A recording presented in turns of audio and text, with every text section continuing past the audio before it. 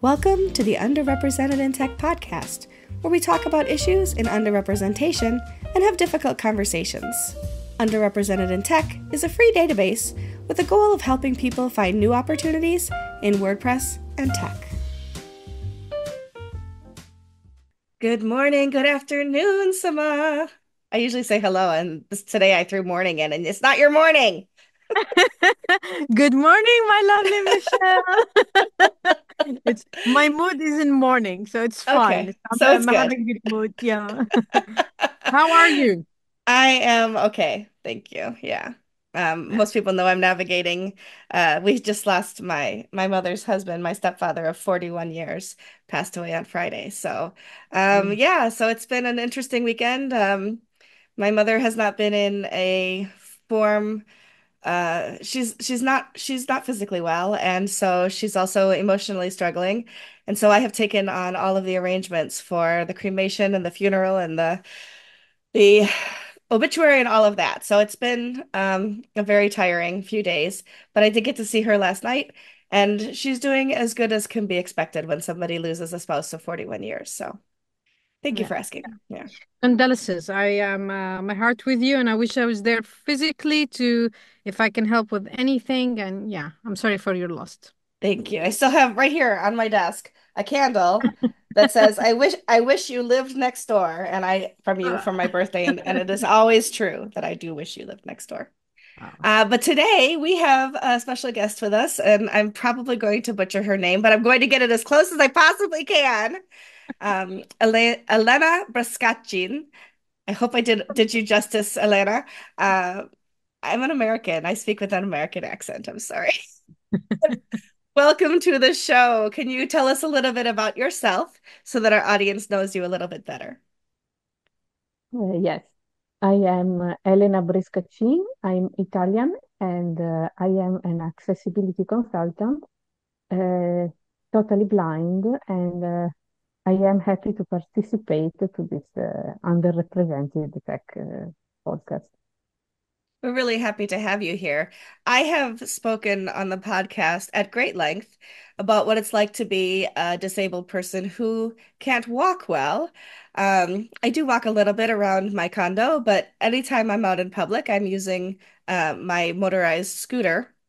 And people at word camps and places, they're used to me now, and they make sure that they move their feet so I don't run them over, I think. But I have never been blind. I do wear glasses, but I can see. So I think that makes it a little bit different. And I don't understand what it's like to be you any more than other people understand what it's like to be me. And so when you asked me if you could be on the show, we could talk about what it's like to navigate online and even in person. As a blind person, I was like, yes, let's talk about it. And I'm so happy to have you here. So thank you for joining us today. It's good to have you here. Okay.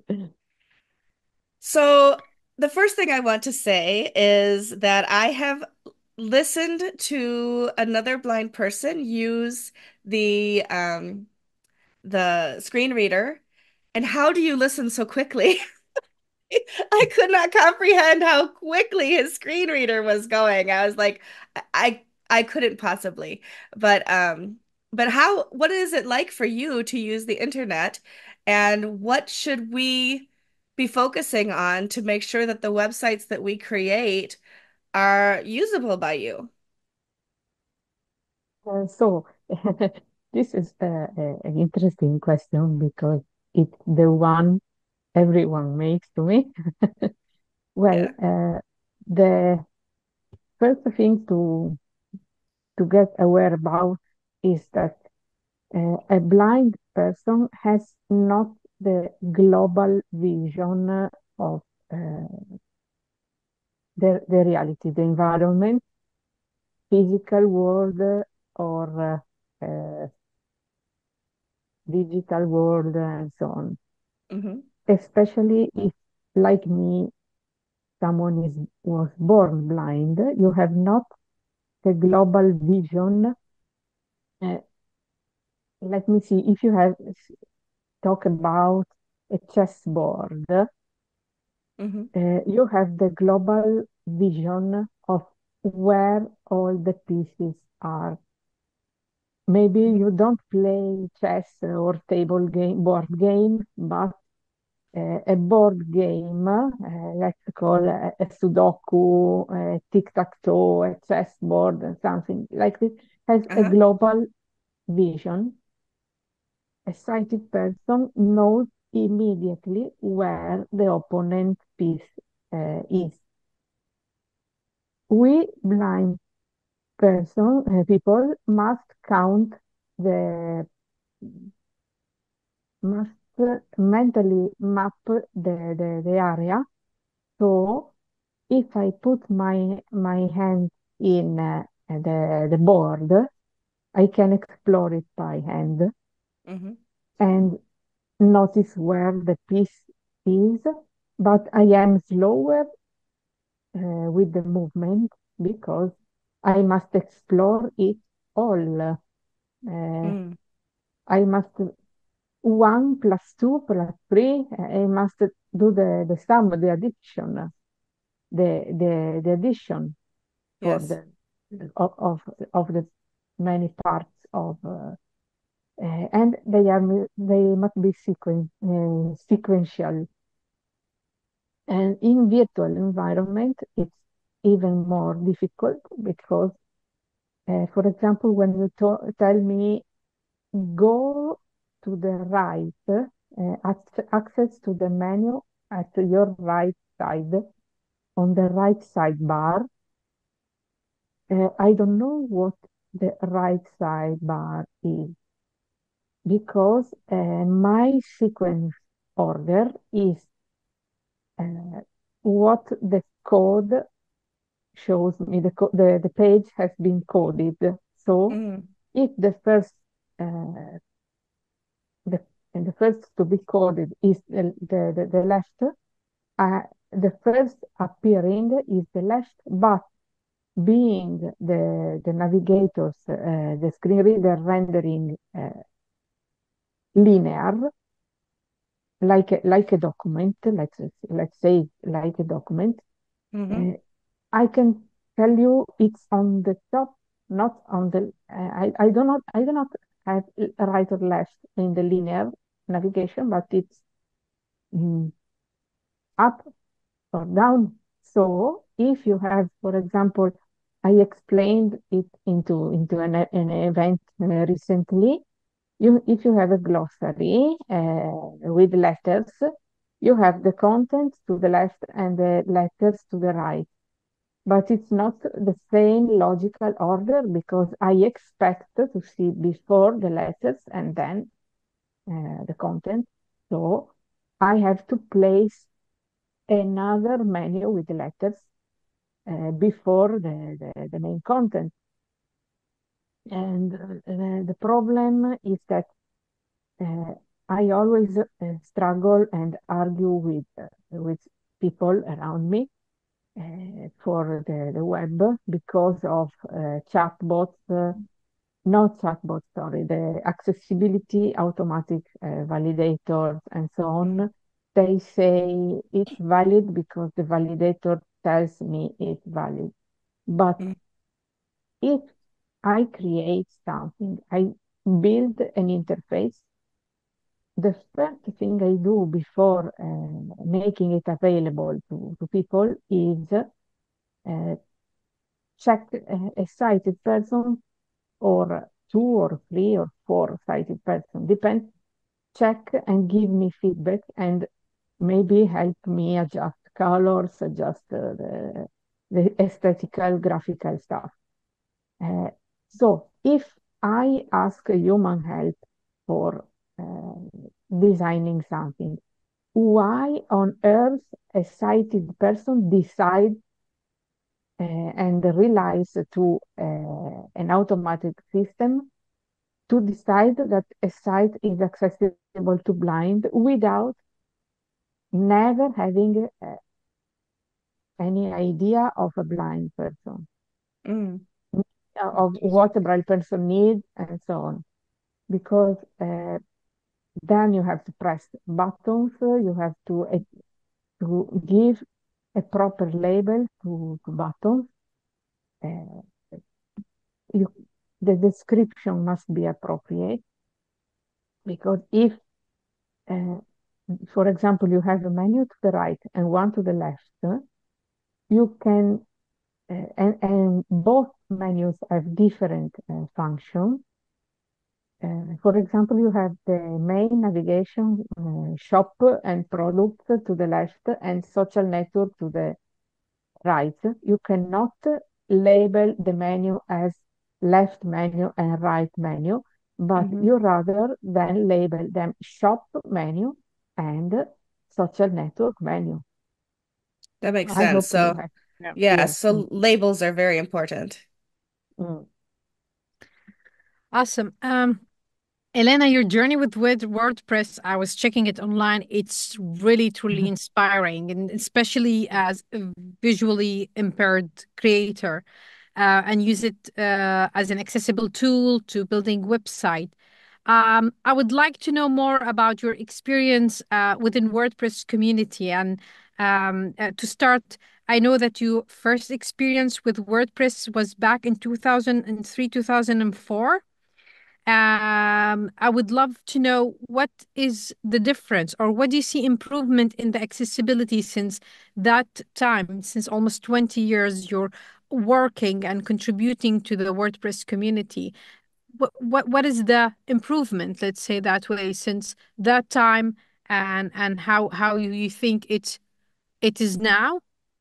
And I always ask too many questions. And how we can and how we can steps to improve the accessibility or also to improve the inclusiveness of our beautiful community and make it more welcoming and more accessible for a lot of people. Oh, well, I started with WordPress when blogs were very, very popular, but there were platforms which were very inaccessible. And I remember Splinder, I remember Blogspot. At that time, there was a live journal. Uh, then I said, what could I do if I can host my blog in my own space? I had a domain then, and that was the time I found WordPress. I found the man who was working in the Italian community. Now this man is not here any longer. His name is Paolo Valenti, and his WordPress profile ID is the Wally, Wolly. He was the first to introduce community here and to translate WordPress. And always remember him. I'm sorry, I turn emotional when I talk Mm, about Paolo. No that's worries. okay. Oh my God. I think he would like me to remember him with a smile, not to... So Yes. when he translated the WordPress community and so on, and I gave up because the editor was not so much friendly. Mm, Mm. And Wally said, I'm sure you will come back. mm. Sooner or later, you come back. Don't give up. He knew. No, yeah. Yeah, and here I am. So, what then the editor was based on an iframe, and that it had not many keyboard shortcut Mm, keystrokes for access to information, hmm. or the formatting tools, bold, italic headings, links, and so on. So it was more rapid, it was quicker to use the code, the HTML. And so I said, if I had to blog and use HTML, better to do like I did before, write by hand and so on. But in 2018, Gutenberg started come Hmm. to become available. At first, I did not like it because I didn't understand. It separated paragraphs when I wrote dialogues and Hmm. conversation. I had two lines uh, from a line and the other. I had two empty lines. I did not know how what Oh yeah. happened. Yeah, it was very, very unstable. Uh, then I used Drupal and it had again that problem of editor.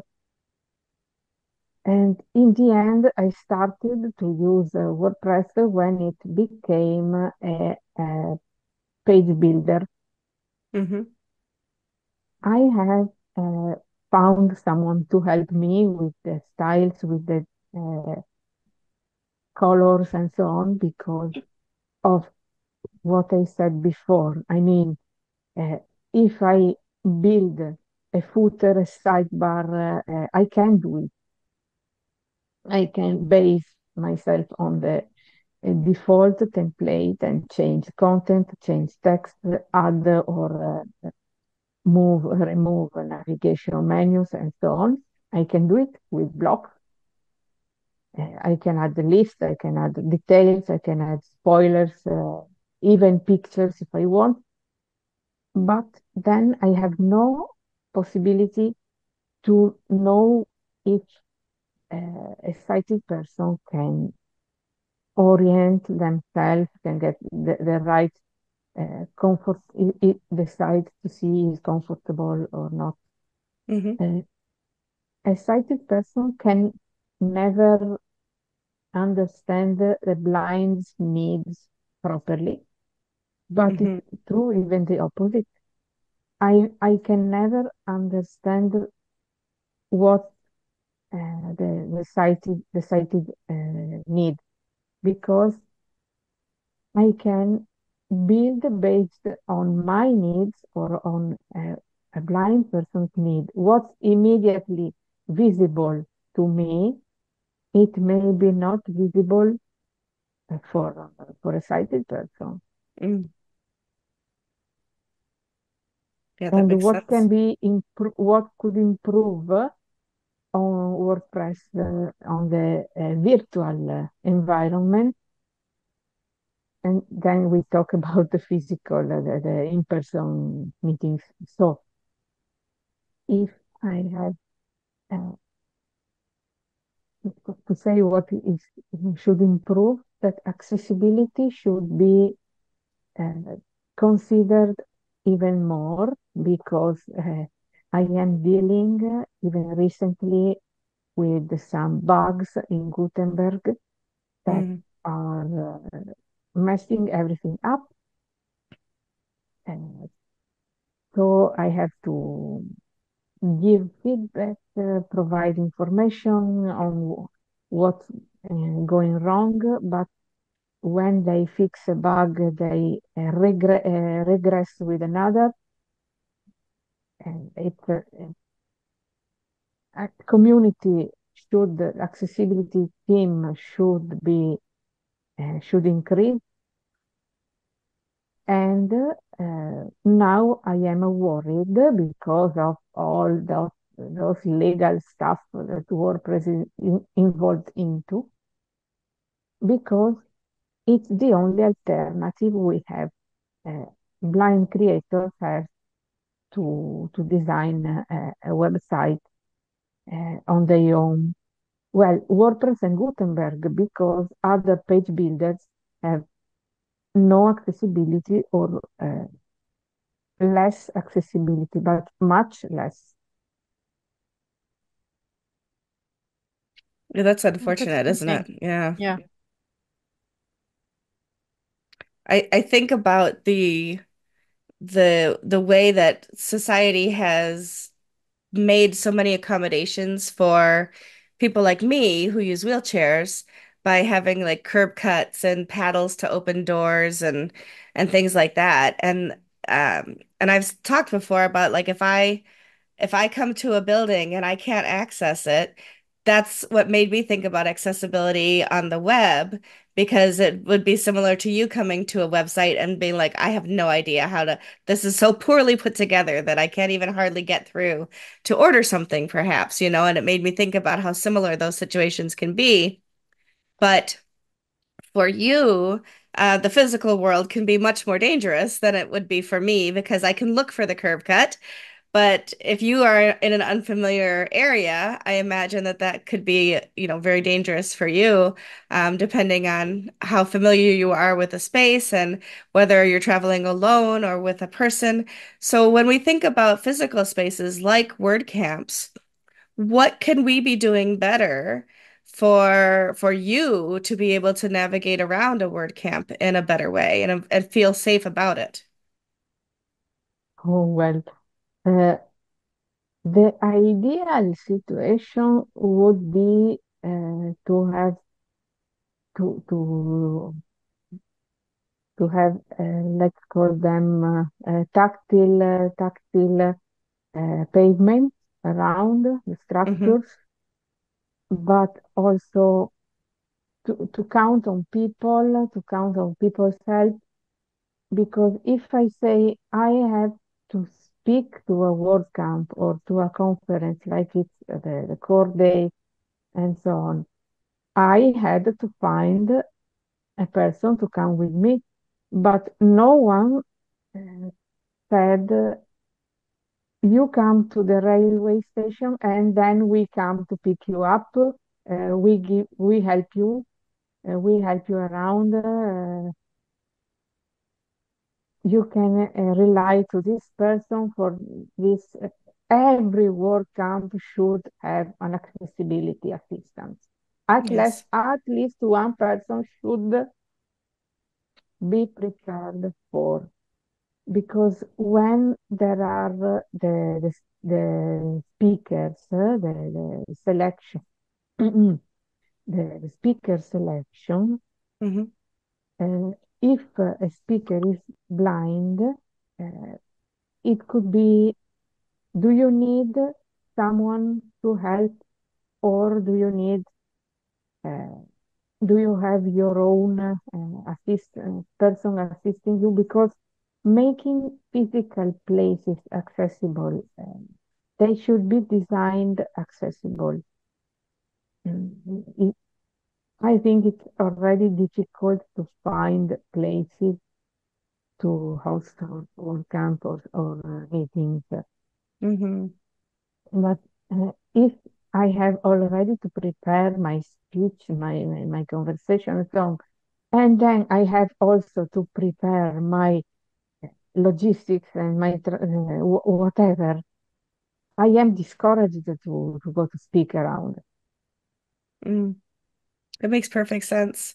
And uh when we had WordCamp US, not this year, but last year, we had um an accessibility team based on my experiences the year before, where it was very much inaccessible to me with the wheelchair. And so Alex Stein and I were on the accessibility team for WordCamp US last year, and he's a blind man, and I use Yes. wheels. And so between the two of us and Joe Simpson Jr. was the team lead for that team and made sure that everything, that we had met all of Alex's needs and all of my needs. And we had somebody always available to Alex, like you were saying, somebody who can assist.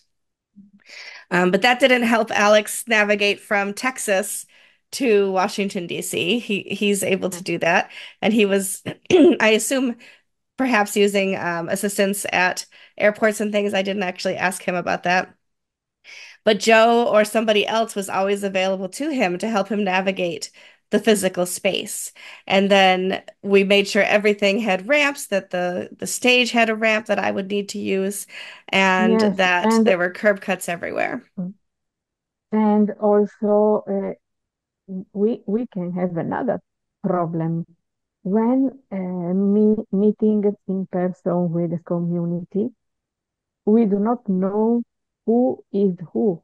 Hmm. So, for example, the badges are I'm I'm just uh, I'm just maybe kidding, maybe I don't know, but I think that badges, World Camp badges, should have incorporated, that track list, no track Hmm. list, what's the name? Track of object The trackers. schedule? No, the object trackers, the that little coins which make a sound when Oh, you are yes. nearby. Mm. Gotcha. So, if you, for example, you could, every badge has a number, every badge has a number, Hmm. and the application, mobile application, Hmm. should be, uh, the badge should have the tracker, Hmm. and if you have the application installed on your phone, you send a message, and the person says, pings you if they are near. Hmm. That way you know who's there. Yeah. Yes, because if I I am to an event, and the person assisting me, if I have a person who comes with me, has no idea about who to go to search. Mm. It makes sense, actually. So, Yeah, that makes a lot of but sense. or without going with technology, uh, you should have a number, yes, the name, but also a number on your shoulder, or whatever. Hmm. So the person can say, I am searching for badge number 24. Hmm. I am searching for the person with this number. Of course, you just ask if I have to meet this person. I just ask him or her on the Slack or whatever. Hmm. Tell me your badge number. If you want to meet, tell me your badge number, and then we use the number to identify. Hmm. Yeah, I That's never thought of a very those great things. idea. Yeah. That's Mm. yeah, I hope that they start to think about what of the solution that you provide for the upcoming especially flagship events, because that's when you see a lot of people there. Yeah, definitely. Um Elena, I know your current you are working on Plus Brother Point Yes. net, uh, and it sounds really interesting, and especially in terms of accessibility. Would you tell us what you're working on it? What is the key that you worked on this WordPress ecosystem? Oh, yes. Well, this is my latest personal project. It's called plusbrothers.net, because it's a project about HIV stigma. And when we talk about unrepresented, I have three badges on how underrepresented in tech, because I am woman, I have a disability, and I am the former partner to an HIV positive man. I am negative, but I have lived, experienced what stigma is. I have experienced the inaccessibility of some HIV related HIV prevention and so on instruments, such as we have no volunteers do not, they say you have the test is free, is anonymous, and so on. But I had to ask a third person to take me there to Mm, read the results, the self-made test the home test you buy are inaccessible because they are mm, just visual. So if you have privacy, if you have a visual impairment, the privacy is literally screwed. So yes. uh, I am I have three underrepresented labels, Hmm. and, and I have this blog is made with my best friend, who is one gay man with HIV, living with HIV since 2013. Hmm. But he has no technology knowledge, so he's, well, not software at least, because he repairs televisions and stuff. Hmm. So no website, he knows nothing. And, and he's my content editor. We have created this blog for struggling about the stigma, struggling against the stigma, reversing it. As I said before, accessibility can be reversed as a blind creator can not know what a sighted visitor can see and can play about your website. Hmm. I could create a website completely inaccessible to sighted people. Yes, You, you you, could. you you would see the process. The world would boycott everything. So You bring we up a we have really good point. I saw on TikTok a blind woman who was taking a pregnancy test, and she has no mm, privacy in that because pregnancy tests are visual. And she yes, was they are, advocating for one that would beep or, announce yes, what the result was. but we have to fight against stigma, HIV stigma, because uh, especially when you have a sensory disability, you are afraid to talk about some subject. You are afraid, you get ashamed to talk about uh, health, about sex education, about all the stuff. And but I have no fear, no shame, because if my former boyfriend had HIV, it's not his fault. It's misfortune. It can happen to everyone. Hmm. The virus is like me. It does not look anyone in the face. I mean, True. Good point. Good for you. so this blog, my blog, is based on fantasy stories, which have a particular setup, uh, inspired by all that those fictions with reversed world, such as the world of blind, the world of zombie, the world of not sirens, mermaid, the folks in the sea, living in the sea. Yes.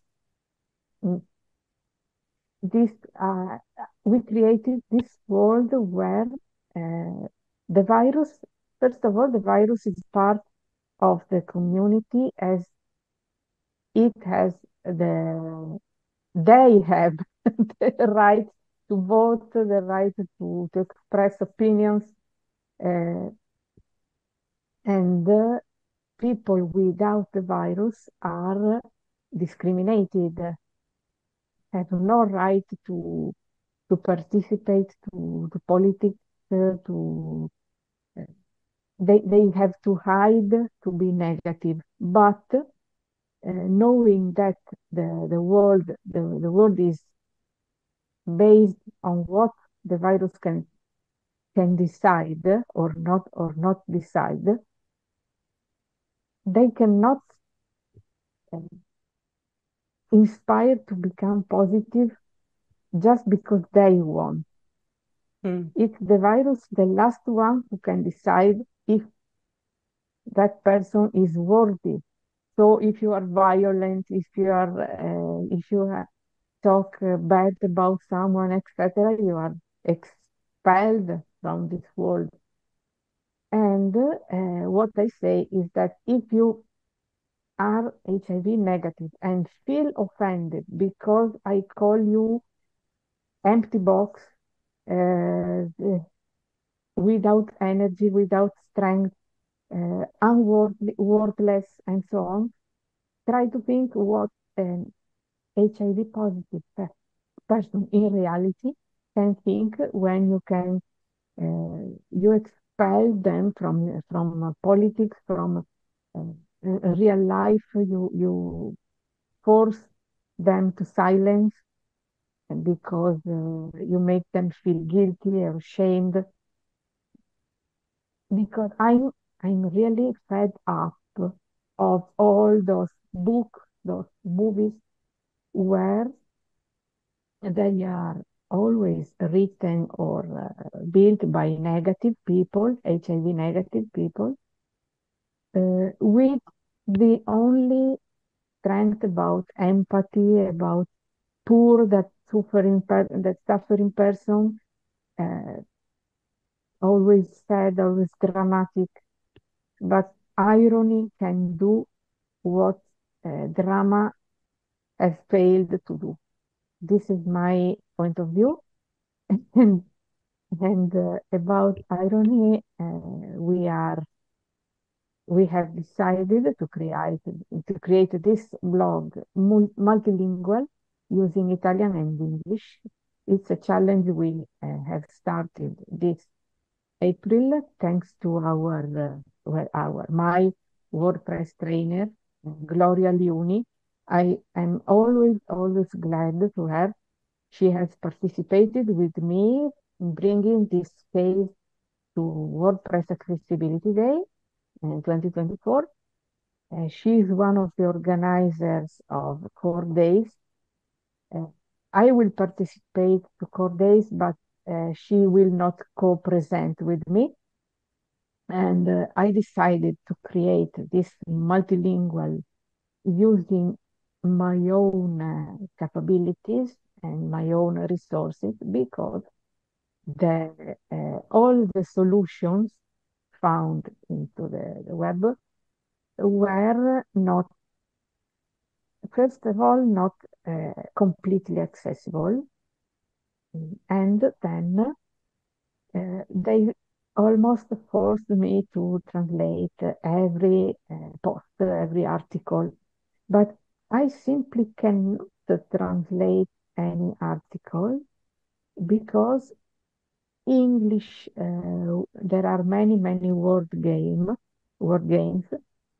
double meanings, and so on, but the Italian ones cannot be translated in English. I have to find correspondence or at least something similar. It's not always simple.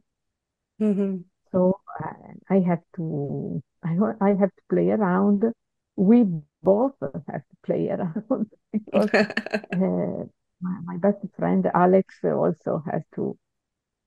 He knows English as I know it, but he has been abroad. He has been together. He dated one American man 20 years ago, so he Hmm. knows in informal and current current current language English more than me Hmm. because I mostly use it for work. Hmm. So Hmm. Well, your English is very good. I'm yeah. understanding we everything you're saying, we so. we have, yeah, we have a lot of fun For example, I can say that in I translate it in English. In Italian, we say that the bull, the animal, the bull, Yeah. the male of the cow, is accusing the donkey to wear horns. Oh. But in the English metaphor is the pot calling the kettle black. Okay, that makes sense. Yeah. Yeah. But Yeah, for I sure. didn't. In this case, there are many of those things and double meanings and so on that Chat GPT and Gemini, Google Gemini and so on are helping us a lot. Mm, That's why I always say that artificial intelligence can help also blind people describing pictures and so on. hmm Of course, for the eternal topic about accessibility, even though AI can create pictures for me, I can create the picture, then have it described back hmm from the AI, but I can never have what the real impact is. So I avoid to create what I cannot control on my own. hmm Because yes, That's my yeah. friend, I can ask Alex, I can say, Gifter, please check this out, please. But what can it does not make sense. Can I Yeah. create a written content? Can I create an audio content? Yes. So let me work on what the limit is. That is Accessibility, great. Yeah. yes. Elena, We must be aware of our limit. yeah. Yeah. Thank you so much for sharing your insights with us today. Thanks you for joining us. It's been a wonderful conversation. And then I'm sure everyone is listening will gain a lot from your experience and your advice and your knowledge. Any final thought, Michelle? I'm just so grateful that you reached out and wanted to share some of your experiences with us. Unfortunately, we're almost out of time. So, did you Yeah. have like one last thing that you would like to share with people that they if you gave Yes. one piece of advice to sighted people, whether it's something in person or online, what would that one piece of advice be? Oh, yes. My last advice I wanted to let people know was that especially free and open source software uh, must consider accessibility because they cannot complain that closed software are always used and so on because if they do not work for accessibility, uh, we will always rely on controlling, abusing, and so on technology. We have no alternative. So please, instead of protesting, of complaining of everything, please sit down and work. Mm-hmm. Absolutely. Awesome. Thank you so much for taking time out of your day to contribute to our podcast. It was so lovely to meet you virtually over Zoom. Maybe Yeah. someday we'll be in the Yes. same place together and be able to meet face to face. And I would like that very much. So, Yeah. The and same. Sama, thank you for another week together. Um, I have ideas for next week's conversation, but we will see what we come up with. And until then, everybody stay safe and be accessible. Yeah, Again, definitely. Yeah. again, thank you, You. Elena. We'll Thank you, see Elena. we'll see everybody next week. If you're interested in using our database, joining us as a guest for an episode, or just want to say hi, go to underrepresentedintech.com. See you next week.